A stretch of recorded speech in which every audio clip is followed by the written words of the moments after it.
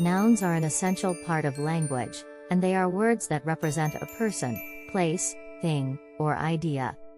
They are used in everyday communication and serve as the building blocks of sentences. Nouns come in many different categories, and understanding these categories can help you use them correctly in your writing and speech. Here's a breakdown of the different categories of nouns. Common nouns. Common nouns are the most basic type of noun and refer to general, non-specific things. For example, dog, city, and book are all common nouns. These nouns are not capitalized unless they begin a sentence.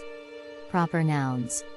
Proper nouns refer to specific people, places, or things and are always capitalized.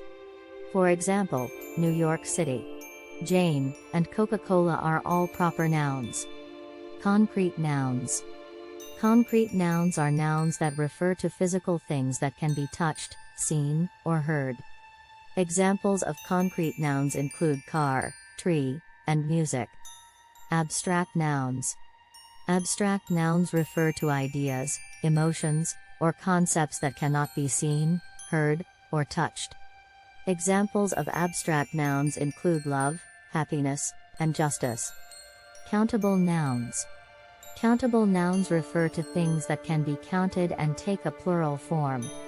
Examples of countable nouns include books, cats, and apples. Uncountable nouns. Uncountable nouns refer to things that cannot be counted and do not take a plural form.